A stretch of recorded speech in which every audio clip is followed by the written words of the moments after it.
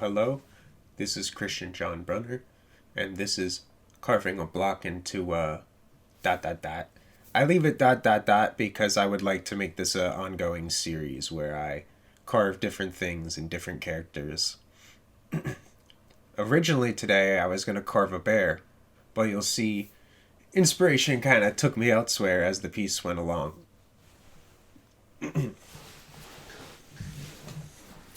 I start here by making a bunch of stop cuts on some of the sketch I did. A stop cut is kind of where you make an incision and a guideline kind of across the wood with the knife, and then you carve into it. Here I'm just kind of carving away to form some of that head. I want that nose and ears. And forming the body. And just kind of carving back and forth to get that V shape. To establish the neck. And some other features and parts. Now I'm doing the elbows and kind of in between that like the thigh that animals kind of have.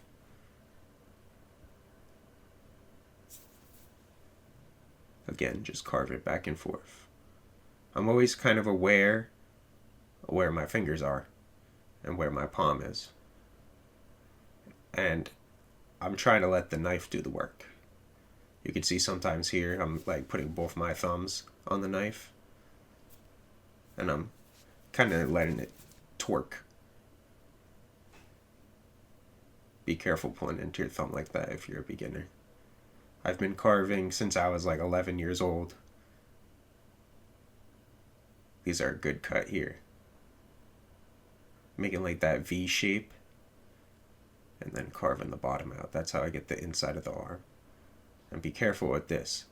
Sometimes the top of the head, or the top of the carving, where the bandsaw kind of cuts it blunt, that open grain can be a little hard to cut, and you don't want to like put too much force behind it again because the knife can slip. And that's what you want to avoid with carving. You know, you don't want to strain. You kind of want to, let the knife do the work. Come to carving when you're nice and ready. You don't want to rush it. Because there is a little element of danger. Even when I was making this video, it was a little tricky for me because I had the camera like right in my chest. And this is the first time I've tried to make a video like this. And, I have a knife in my hand and I had no glove on. Next time I might wear a glove so that my fingers don't get cut. That Band-Aid is not forever cut. I was covering up a little scab or something so people don't see that on camera. Now I'm just establishing the legs and the tail. I could have maybe sketched it in a little bit better. I don't love having a gap like that in between the legs because it could get quite messy. I was able to work with it for this piece, but ideally I usually like for a carving like this for the legs to be closed or something because it's more of like a totem style in that regard. If I was to try and make it more realistic, I would have maybe sketched it onto a piece of wood and used the bandsaw. And this is only like a little, I believe a 3-inch piece of wood. So there's not exactly all the room to kind of split the legs and make the room for that. Now I'm on to the back. You always want to make sure the back has some form. You don't want to leave it just so flat.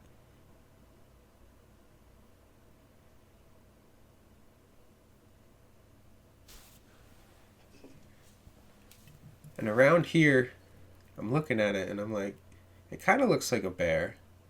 But I can also kind of make it similar to this character from a game I'm playing.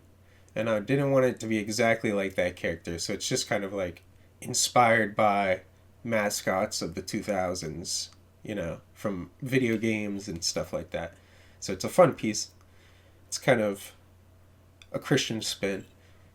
You can maybe try and figure out who the character is, but that inspired me, but I wanted to keep it vague because I'm unsure of how the copyright rules work. So I really just wanted it to be like more of a parody of 2000s video games characters. A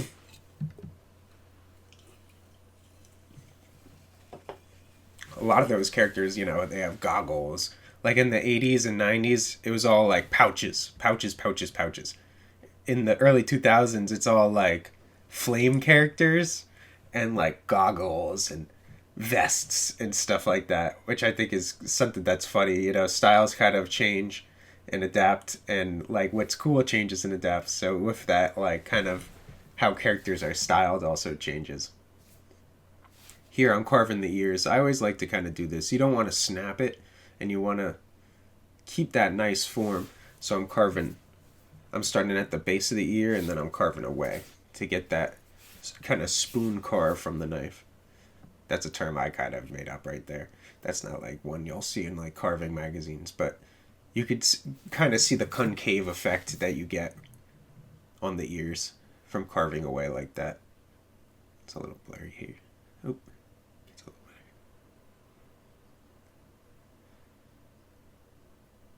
Just forming the face.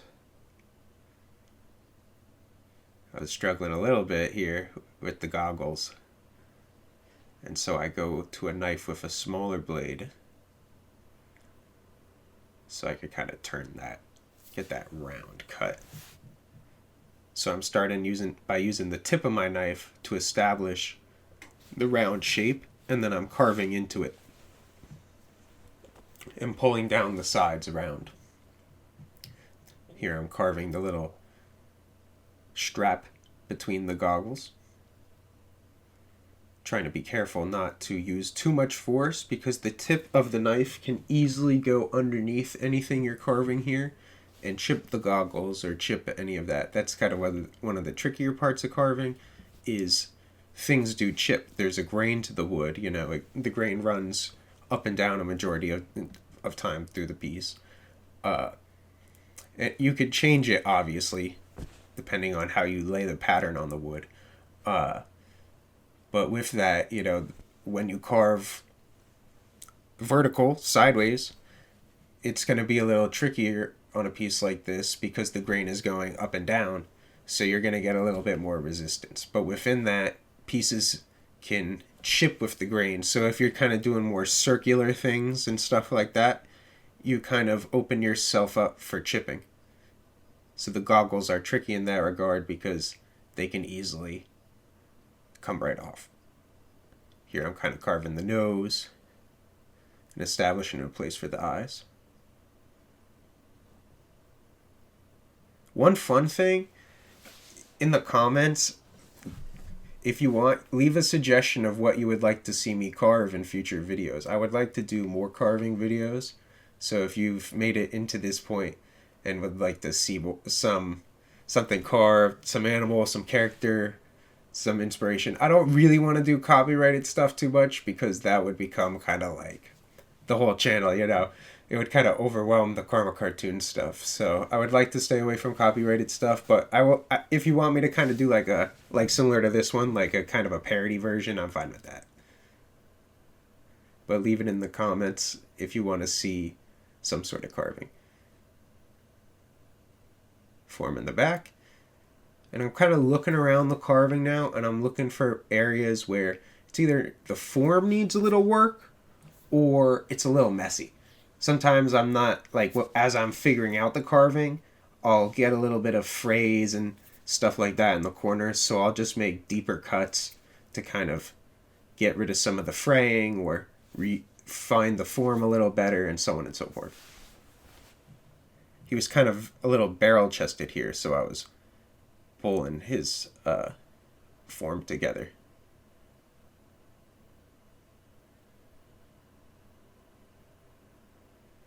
And now I'm sketching in the features.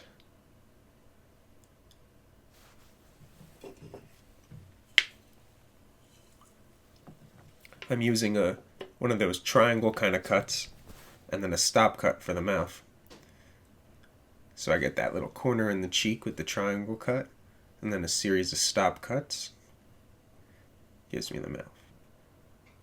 I do a second pass there to get those teeth. And I'm carving a slit in the center of the nose and then onto the eyes. Be very careful here with your fingers.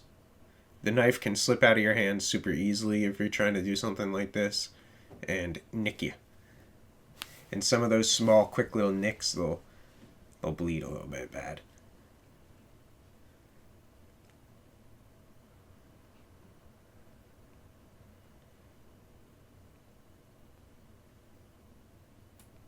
working on the form and just looking the piece over and giving it any final touches. You know, for wood carving, you can't really go back once the paint's on.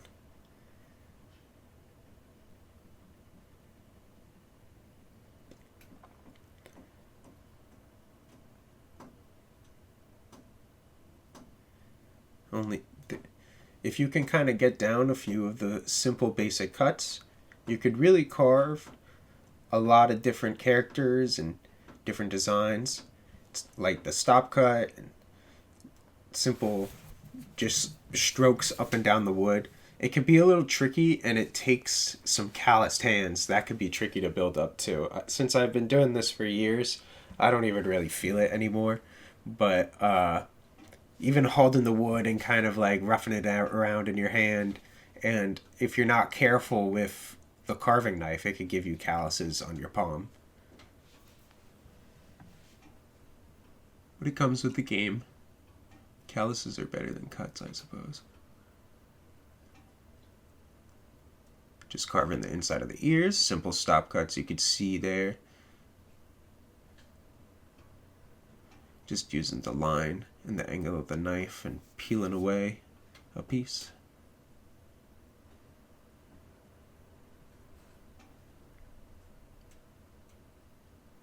And there we go.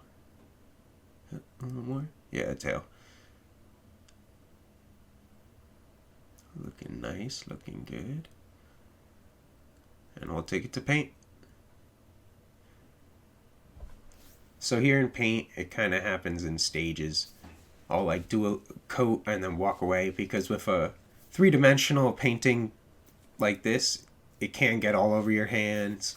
It could get on pieces of the carving you don't want it to get on.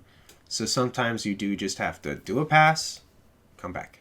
Do a pass, come back. But it's worth it.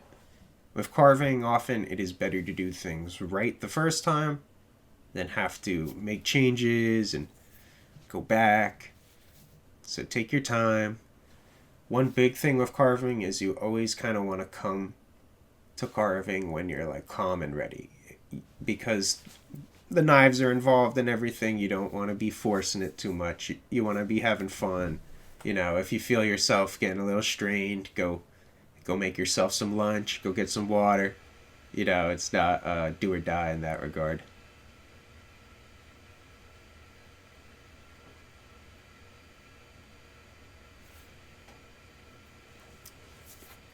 So I mixed kind of a copper here and some orange and I think a little yellow. I kind of forget. And within that, I got the color I wanted for like the fur. And I didn't paint it all the way over the stomach, which could have been a mistake because the stain absorbed quite a bit into the wood.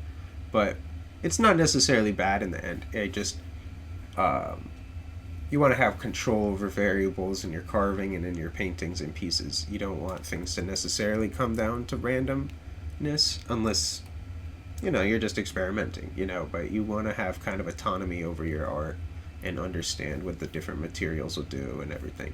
So I've kind of been fighting wood stains a little bit. I have this stuff I call the sauce that's just like burnt sienna and linseed oil.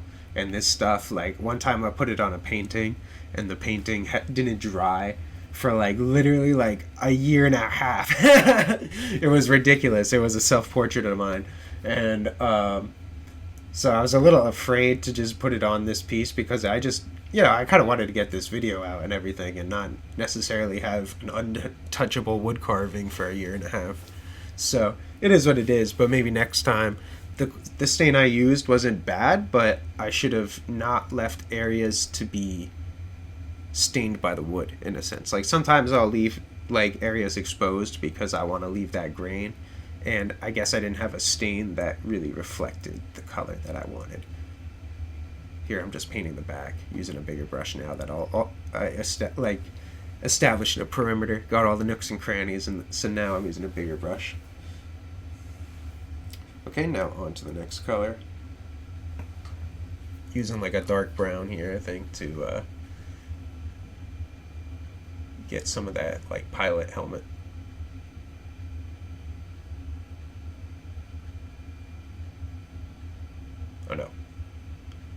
did the white first, my bad. Should have taken notes next time. Sorry, this is my first time trying to make a carving video. I made the winter blues if you haven't seen it, but now I'm trying to make a carving video. So it's a progress. Try and get a little better. Putting some white on the chest there. There we go. And I kind of wanted to start with the white there because the eyes take some coats. You know, you gotta have the white, then you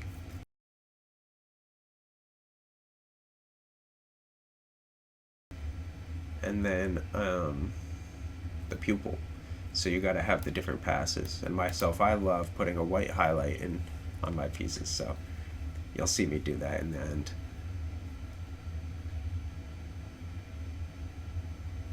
Just laying down that brow. These are just general craft store paints. They're often pretty good for the wood. Sometimes I will use the fancier art paints, but I feel like how these sit on the wood often is quite good, and how they work with the stains and everything. I can do some experiments, I suppose, with fancier paints, but I often feel like those are for more the canvas and such. Because you have, like, running is a big aspect. Like, the paint will run through the grain. Like, if you water it down too much. So what's nice about this is you get a good kind of translucent look onto your carving, and it shows the wood quite nice, but it's not necessarily like caking it on. Like some of those thicker acrylics are really like plastic, so it kind of does cake onto your carving in a different way. It's more of like a plastic coating on it, juxtaposed to absorbing into the grain a little bit and giving you some of that wood grain through. And since it's a carving, I often kind of like that aspect.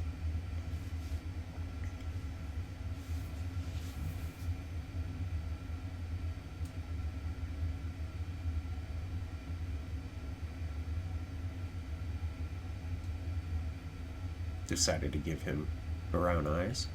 That was like a last minute kind of decision.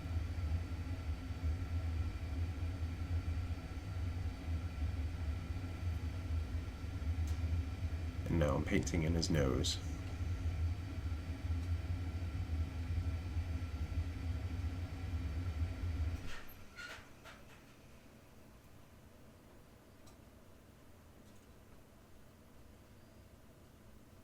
I had to pull it close to get those details of the strap.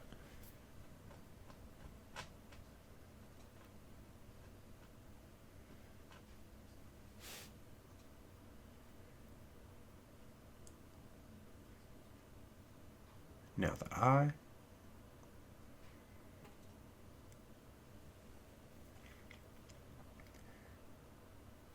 And the goggles.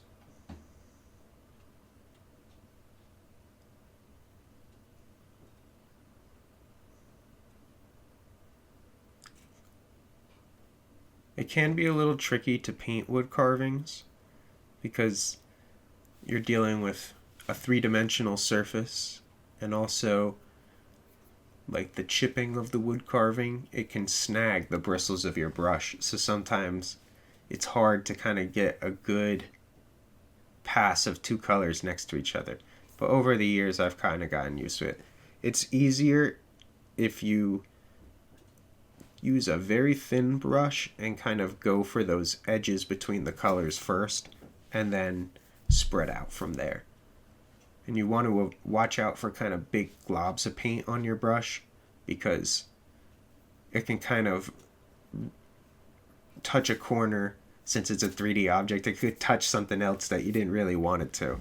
So you want to be aware of kind of like how much paint is on the brush. You don't want like kind of a big glob at the tip.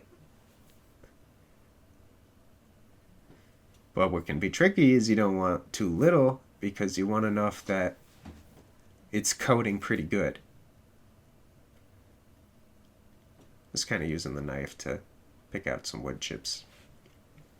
It can be handy to have a knife on your desk as you're painting your carving. This is some pretty cool paint. It's like some translucent sparkly blue. Some artists don't like the paints that have some sparkly stuff to it, but I think it's cool sometimes.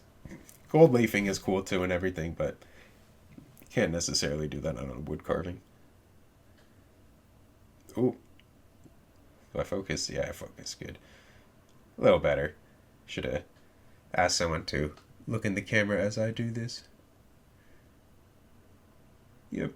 Well, next time I'll hopefully make a little better carving video, but I'm pretty happy with the result of this wood carving. Me contemplating the stain. Is this a little dark, do you think? Slap it on. This looks brutal. Sorry to laugh in the microphone, tell it.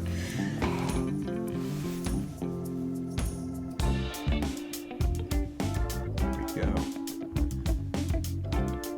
And here's the beauty shot.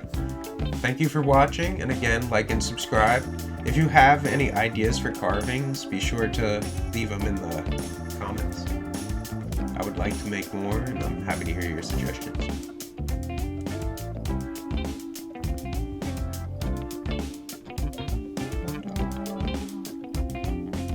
Thank you very much.